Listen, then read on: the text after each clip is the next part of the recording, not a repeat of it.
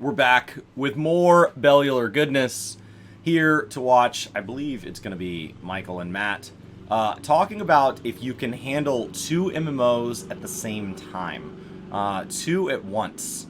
Obviously, like, I've been subscribed to both since before I went full-time, and on stream you guys have seen me play literally two at once on the screen at the same time, with a screen that looks, well, like this, or has them split in half even.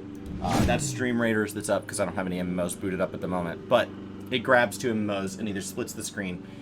But that begs the question, like, am I really playing either MMO? Because there's lots of content I don't get to in both as a result. So if you want to have a more complete experience in an MMO, if you have limited time, is there room for two?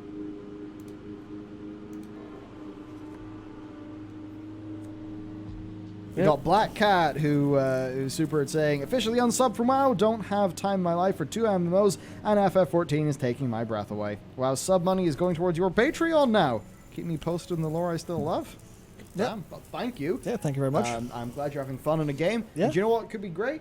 You know, WoW, FF, you could probably have a great time only being subbed to one of them at any given time. Yeah. Because it seems like FF is a game, it's brilliant, and then you're kind of done with the content, and it's like, could do a bunch of sort of whatever, but yeah, I'm done.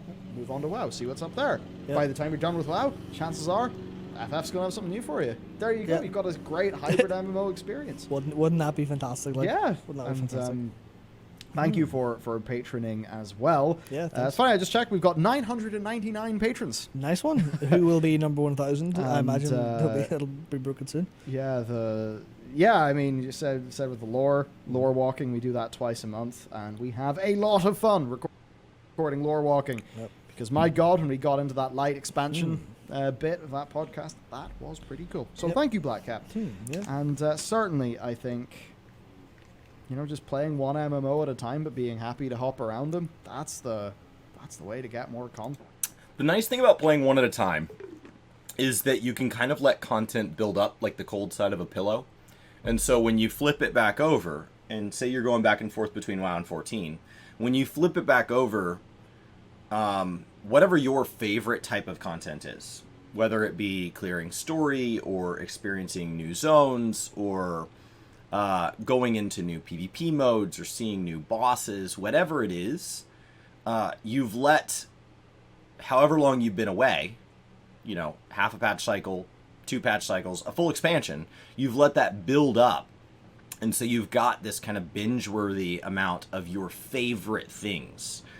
An MMO is a wide theme park with, you know, a dozen or more types of rides, and they're not all going to be for everybody. And so if you find that you're somebody that only likes 1 or 2 or 3 of those types of rides, they might in a patch cycle introduce 6 rides, in the next patch cycle another 6 rides, and you're like, yeah, but out of those 12 I only like 3 of them. And so it's really easy to feel frustrated if you stay in that MMO because those other 9 things don't feel for you. And so you just end up pushing into content that you don't like. And that can be a way of introducing you to content that you didn't realize you liked, but it can also be a way of contributing to burnout. Playing 2 MMOs at once is really good at helping you cater to exactly what it is you want. The downside is that with end game rating, if what you like is high-end content, not all games are equal in helping you stay caught up. Sometimes that gear progression is something that once you fall behind, it takes a little bit of work to sludge your way back up to relevant. And that little bit, that phrase right there, in WoW, like, it's really easy to get caught up with the casual player. But to get into the top end, it really slows down. It really gets to be a slogfest compared to other games like Guild Wars, where you keep relevant all the time. Final Fantasy falls somewhere in between. Content, get more experience. I Yep. think that's how I am going to play these games likely. Yeah, you are absolutely number 1. That's it. Do what serves you best at all times. Don't feel attached to games for any particular reason. You can feel attached to people you play games with, but at the end of the day, your money is always going towards a corporation. And obviously the corporation is run by people, they need paid, etc., etc. But just put yourself first on that front. Yeah. If you don't want to play World of Warcraft, don't. If you don't want to play FF, don't. If you don't want to give anyone money, don't. It's yours. It's yours. It feels very frustrating when you have thousands of hours in a character and you do have a community around you that you have enjoyed playing with in the past, and you feel like you're being told, well, just quit. I don't think that's the intention here, right? What Matt is saying is, don't let it become this negative part of your life, but that doesn't mean that you're not entitled to hurt feelings. It doesn't mean that there's not going to be a grieving process. As people migrate between games, sometimes what happens is as they come in, the community in the aspect of welcoming them says, aren't you so glad you're here? It's way better than where you were. And that doesn't really feel good, right? When I graduated college, I was excited to leave and move to the next chapter of my life, but that doesn't mean I hated where I went to college. And so when I moved to another city for a job, and there were people who knew what town my college was in and said, well, aren't you so glad you're not there anymore? I know they were like trying to say, welcome to here, welcome to this better place, this is going to be amazing. But sometimes it feels like you really picked a crap hole, didn't you? And so it feels a little bit like they're insulting where I came from, and I don't think that's the intention. But it doesn't mean it doesn't feel like that. So there is a grieving process there. Being told to just not is that's the action. But the feelings that go along with that are very real. And it can feel very frustrating when you're like, no, I don't want to quit. I want to like this game. And because of choices the developers are making, I don't. And that's very frustrating. They have to earn it. That's what I'm trying to say. World of Warcraft has to earn your sub fee. They don't get it for free. And I think that's... A lot of people treat it like that. Like, they're like, oh, yeah, cool. Well, part of my existence is this sub fee. Yeah. And, I mean, you know what? If you don't know where to put it into Game Pass and you'll get a lot of games. Yeah. So, yeah. Or put it into meme stocks and have fun. Oh, man. Not financial investment advice. We've got Dome, I think, saying, WoW started by streamlining the best parts of MMOs before it. Mm-hmm. Do you think part of the issue is MMOs for the past 10 years have been copying WoW? Enjoy these in the Clips channel quite a bit. Thank you. We've been kind of blown away with the Clips channel. Copying WoW is a popular assumption, right? Everybody assumes you're copying the best. It's not just WoW that people are learning from. They're learning from the full space. As a matter of fact, Yoshi P has a team of people that support him, that help him get reports on what all the games are doing that he and his direct immediate surrounding team members don't have a chance to play because the list is too big. And so he mentioned that in a recent interview. He wants to be aware of what's going on in the entire space. WoW is responding to MMOs before that. And so the world is not really people who think up unique ideas and then copycats. The world is this iteratively moving forward thing, and we're always learning from the past thing. Even when we make giant leaps forward, right? The initial invention of the car very quickly was like, well, what can it do that horse and buggies were doing, right? How do we get it to do that same thing? And it's this giant leap forward, but we still need it to perform the same task. And so you have to see that, like, yes, they're being inspired by. Many times these devs even played those games and love the genre. That's why they want to work on one in it. And they say, wow, I love everything about this game, but wouldn't it be cool if? And that's the base idea for what gets made into a game. That's that base moment that spins into something. They don't just go, they're making a lot of money, let's do exactly what they did. Because when that happens, it doesn't tend to end well. Typically, you need to bring something unique to the space. And so you can say, okay, there's a generally accepted way to do these 75 features, and the remaining 25 is where I'm going to spend my effort trying to innovate and move the game forward. I don't want to innovate on all 100. It's chaos. But I do think that it would be really nice to say, okay, do I need to remake matchmaking? Matchmaking is easy. Matchmaking is already done really, really well. I don't think a new way to do matchmaking is going to improve the game. Okay, well then let me just look at the standard way matchmaking's done. Let me see if that framework really works for me. I might have to make some slight tweaks, but I'm going to leave that in place. But how does loot work in the dungeon? I really don't like the way loot works in dungeons in game X or Y. I'd like to really do something different there. And actually, it's going to be because our combat system and our gearing system is going to be different as well. And so think up what it is that's important to that game, change that and anything that affects, and let everything else, I mean, pay attention to the people and learn from them. If they did something good, learn from that. If they did something bad, learn from that too. There's no reason to follow blindly. So I think a lot of people get accused of copying WoW because it's the big popular one in the room, but the whole industry is aware of what else the industry is doing. But nuts. It's getting more views than the main channel overall, which is honestly a bit wacky. You guys are insatiable But, for our bullshit. Like, yeah, I think it just shows what the Clips channel is and what this is like, Yeah. I'd hope it would be prime second screen content yeah. to listen to while doing other things. I don't think we look quite good enough for main screen. No, not ready for main screen yet. You got my main screen. You know, I think certainly the whole epidemic of WoW's done really well, we need an MMO, let's go. That was Yeah. so damaging to MMOs. Brutal. Basically, There was a phase of it. There was an initial chase, and none of those lasted. The ones that lasted are the ones that took it as inspiration and created something unique. WoW inadvertently nearly killed the MMO genre because it did so goddamn well Yeah. that everybody just kind of was like, shit, we need one really quickly. While I guess over in Korea they were just doing their own thing. Yeah, Korean going mental. MMOs being Korean MMOs, following lineage. Mm-hmm. But yeah, man, it's a pity. And you know, some of those MMOs did have great ideas. Like there's Yeah. some really cool aspects to even Lotro. That's one, but there's cool aspects in like Warhammer. Yeah. Online. I think the death of the Western PvP MMO was certainly something that happened a bit. But you know, I mean, Crowfall's coming out in July. There's that. Yeah. Yeah. You know It's what? interesting. I think the next 10 years of MMOs, so basically Riot and other things, Yeah. I think that's going to be, you know, there'll be inspirations from the Valheims. I don't mean in terms of gameplay. I mean in Yeah. terms of player experience and how the things Yes. click together. Yeah. I mean, look at the game. What's it called? Port Palia? Palia? Yeah. You were thinking of my time at Portia.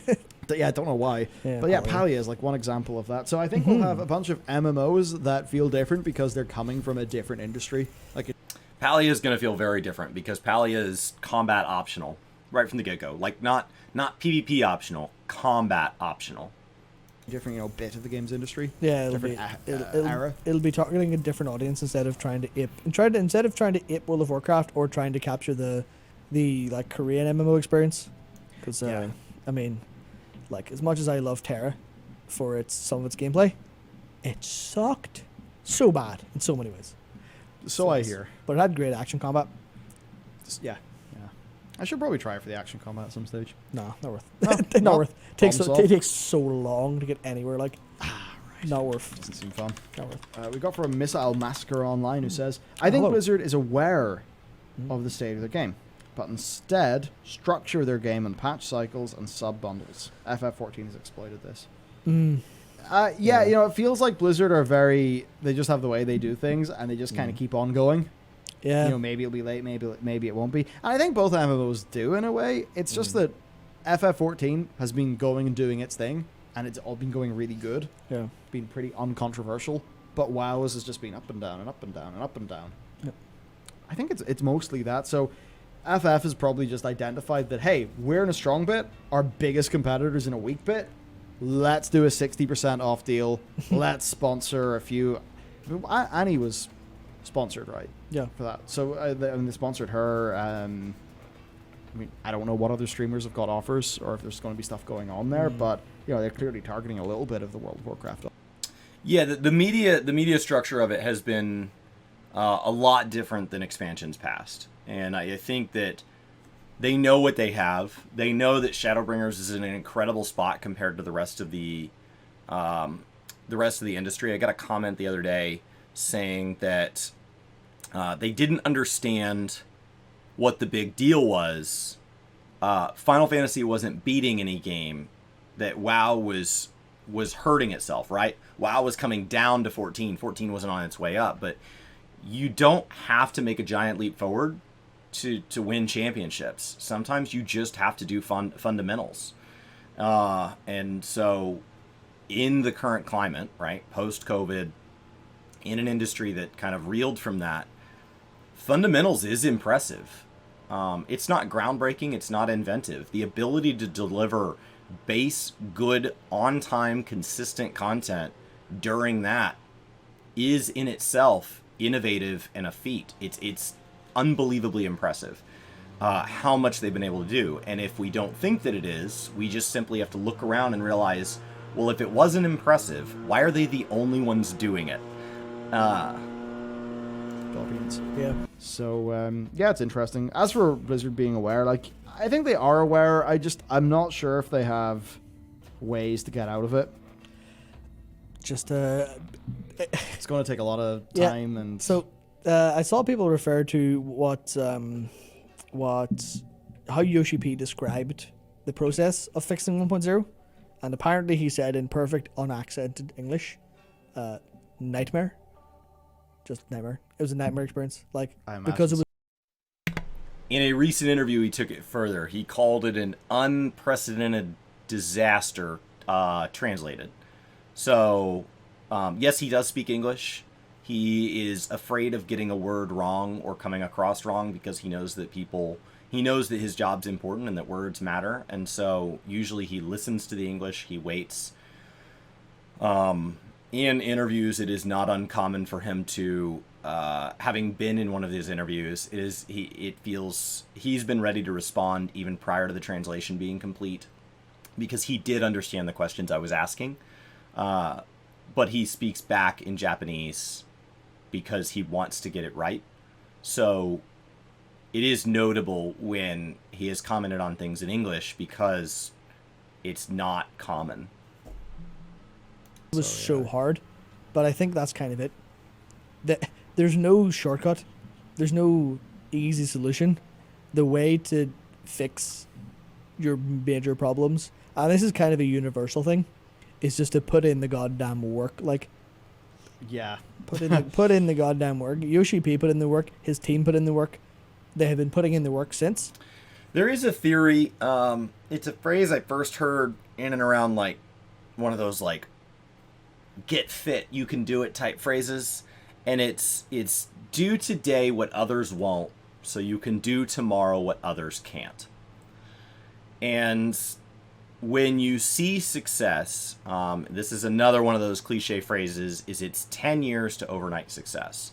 And so when you see Final Fantasy today poised to take advantage of a market that's hungry for games, when there's very few competitors that are ready to put something out, and the largest competitor trips and falls, when you see somebody that's in a position, it's not as simple as, well, then they paid a bunch of streamers to try their game. If it wasn't good, they wouldn't stick around. Their fans wouldn't follow them over. And so they did a whole lot over the last 6, 7, 10 years that other games wouldn't do. The amount of communication, the amount of consistent content that came out, even when there were problems with it, they still put the patches out on time. There has been a lot they've done, and it's not just a question of passion, because passion fades and it comes and goes. It's not a constant, ongoing, eternal flame. There are days that I'm sure some of them didn't want to go to work. They wanted to lay in bed or be out doing stuff with friends, and they showed up to work and they did the work. Whether they felt like it or not, they did the work. And those are the days that added up. Doing the work on the days you want to do the work, that's what you and everybody else is doing. And maybe you want to work a little more than them. But what they've really done here is they've shown up regardless. They've shown up over and over for 7 years in a row. They've done what others wouldn't so many days in a row now, that when COVID hit, for a company that had all of their IP under such lockdown that they had to spin up a way to work from home because there was no infrastructure for that. Once they overcame that technical hurdle, which was about 2 months long, exclusively working on that, they were back to work and they were in a position to do what others can't. They just can't. So, luck, as another cliche phrase, is preparedness meets opportunity. And so it looks lucky because the opportunity that they've been given here is incredible and way outside of their control. For World of Warcraft to simply not publish a patch is crazy off of such a big expansion, knowing that BFA was not widely and unlimitedly rejoiced. You would think WoW would show up on that. And so for them to have that moment, and for no other MMO to be ready to launch, for New World not to be ready early, right? For all of these other games to not be ready either, that's an incredible opportunity. But if they weren't prepared, if they also had an 8-month delay in patches, they wouldn't be able to take advantage of this. It's that preparedness that set them apart. It's that ability to deliver what would have considered basic in any ideal environment.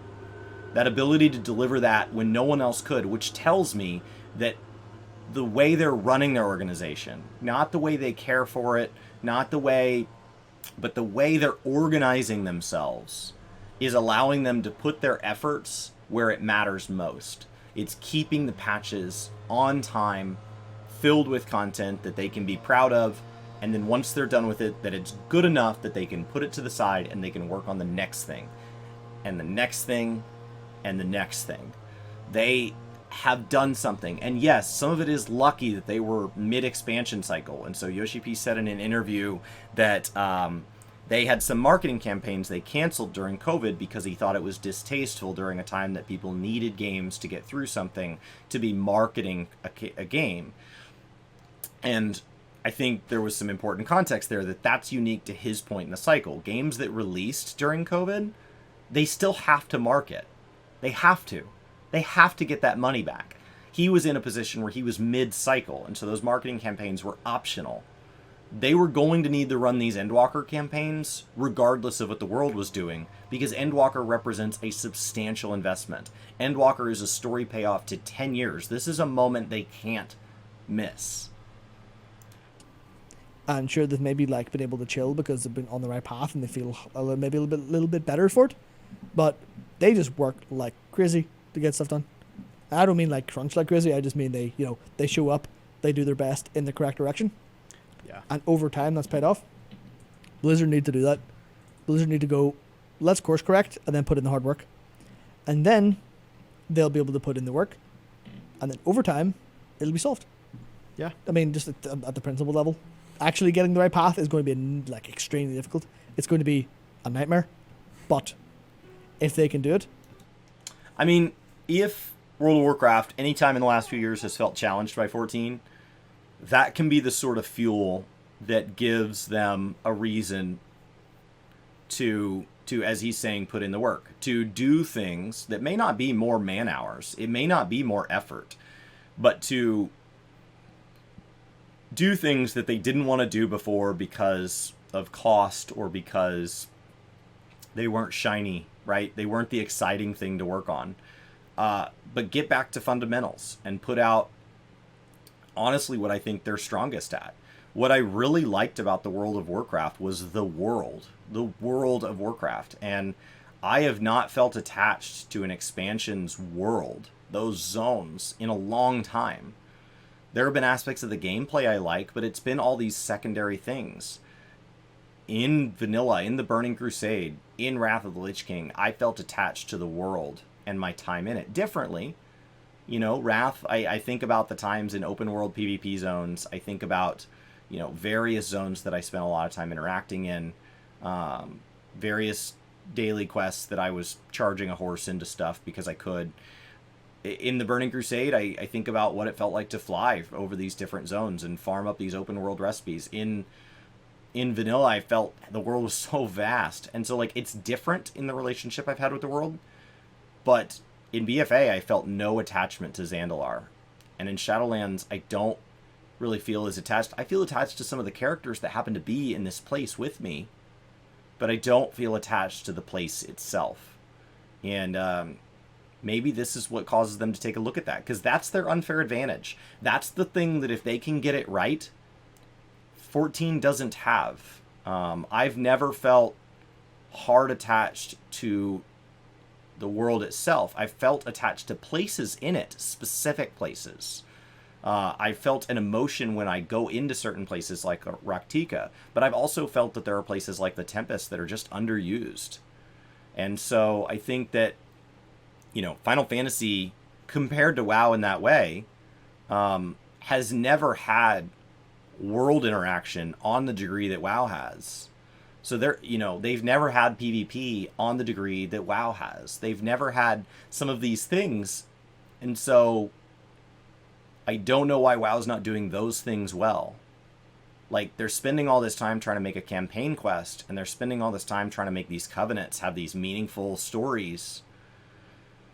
And, like, it feels like they're trying to beat 14 at their own game, but they're not beating 14 at the things that, like, why would you not play to the home field advantage first? Then off they go. Yeah. It'll be perfect. Like, it'll That's be it. It's just perfect that eventually. They, I think, need to be more honest about why some of their systems aren't working. Yep. I still don't feel like they fully get Azerite even. Yeah. Or just a few things. You know, for me, the litmus test will be, at what point do they stop feeling like they have to make things mandatory because they don't have enough confidence in the side content? Yep. Because the side content in my head is not side content, it should be content. Yeah. And that's how I judge it. And that's why I'll often judge it as lacking, because I'm like, well, I need more. Yeah. You know, you can do more. Yep. Do better. Yep. I'm going to go. And you can do more, right? It's not an unfair ask. He's not asking an indie studio with 2 devs at it to keep up. He's asking a company that has done better to do better. BRB. 30 seconds. Yeah, sure. Stream BRB or just you BRB? Oh, maybe. Oh, yeah, we'll keep Yeah, that's stream BRB. Yeah. Yeah, don't. We've... Okay, we finally got rid of everyone. Fucking weep. Weebs! Weebs out! So I don't know if he's going to address that super chat. So I'll address it for him because talking about your own money is uncomfortable. So let's go back. Okay, we finally got rid of everyone. Yeah, that's stream BRB. Yeah. Okay. I'm just going to address this at the end of this video. I like your clips channel, but not as much as watching the full stream. The problem is I can't find videos of your full streams after the fact. Can you make it easier to find VODs of your full streams? So the simple answer is no. YouTube, this is the end of the part of comparing MMOs. We'll touch back on it in a minute. So YouTube has a lot of content to evaluate with their algorithm. And unfortunately, the way a stream performs actually hurts the channel as a whole. So you can't leave it public. You can't simply link to it, because if it's not public, like, it's not going to generate the ad revenue, and it's going to take views away from these clips. And so what'll happen is if I watch the full stream and a clip gets put into my feed, I won't click the clip no matter what, because I've already seen the content that's in it. And that is going to punish the clip in the algorithm, because it's going to go, I showed it to a guy that I thought would like it, and he didn't like it. It must be bad, which is a logical conclusion if you don't have the context, which it can't know that that's a clip from this. So because of the way YouTube is set up, the simple answer is no, he cannot do this. If he feels he has enough monetary support that he does not need the ad revenue from the clips, then he could go upload these VODs to go put it behind his Patreon wall, or go upload just the audio version to sites like that. And then if those start to perform well, maybe he can get these sponsored. And so if he feels, but keep in mind, this is not a hobbyist.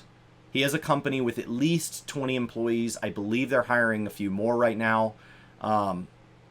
And those are people that expect a paycheck, not just next week or whatever the week after, but next year and the year after. And so he has to think about the way algorithms work. And so it ends up being a bit of a triangle. What do they want to make? What does the community that supports them want to watch? And what does the platform that they publish to allow as far as the interaction between those two? And the way that YouTube is set up, the simple answer to this is that if he does this, it's because their Patreon and Super Chats is paying for him to give revenue up. This would be a giant loss.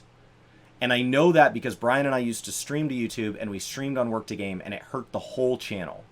The whole channel went down. So it didn't matter what the stream did, the entire channel was punished. And the moment we stopped streaming to our main YouTube page, the entire channel's stats went up. Across the board. Old videos, new videos, across the board. I have talked to a number of channels a great deal bigger than ours, and they have had similar patterns. Full stream things like this are very different than like long form content like a no clip documentary. It's just something like that. So it's there. He can go put it in a playlist on another channel. He could go have a stream type channel, but to have this channel leaving the VODs unlisted, so at least for a portion of time, so that these clips can hit out of the gate, the first 48 hours to 30 days really helps a video kind of get some legs underneath it. If he wants to make these visible in a later date, that's up to him. But just be aware that the simple answer to this is that in most cases, YouTube channels cannot afford to do both. If they want to see growth. And as somebody that has full-time employees relying on this, just be aware that it's frustrating. But it just is, it's just hard that YouTube hasn't mastered how to catalog past viewings of live content. They're just not as good at it as Twitch at this point. Because the reasons they're not good at it is because they're so good at everything else that's uploaded, and it tries to handle it in a lot of the same ways. And it's not really the same type of content. It's not really viewed the same way. You don't really thumbnail it out. You don't really tag it. It tackles a lot more topics than the 500 character tags can. It's just not, it's not like that. So, yes, just wanted to say that. The lack of priority and resources with WoW is given, I think, so this originally started on the topic of can you handle 2 MMOs at once? I think that's a big ask of players, especially if one or more of the games is going to have some time gates on it, things that you need to do on a daily or weekly basis, as opposed to something that's more like, once I consume it, it's good. So on the spectrum of time gating, you've got WoW on one end, where like if you fall off the weekly curve, you're punished, and Guild Wars on the other end, where like they have so little retention mechanics that I think it actually hurts the growth of their community, because a new player comes in and there are veterans on break that would be willing to help them and simply aren't there, and they don't have a continuous reason to log in if you don't want to. Final Fantasy tries to strike a balance, in my opinion, of the 3 that I talk about here. But yes, on these VODs, he doesn't take these down. He moves them to where if you have the link, you can find them. I know that like sometimes he tweets out the links and all that, so you can find them. But publicly listing, making it easier to view, that's a hard ask. He could put it as a link in the description of clips, but once again, he would be doing that at the sacrifice of what the clips are doing, because you would watch one clip, go watch the main, and then not watch any of the other clips, even if YouTube put the other clips in front of you, which would then punish those clips because the click-through rate on them would plummet. So, just to touch on that, I play more than 2 MMOs at once, especially now that I'm full-time, but I very much respect that other people can't, and always good to see that they get just as off-topic as I do. It's good to hear them just talk about gaming. Kinda.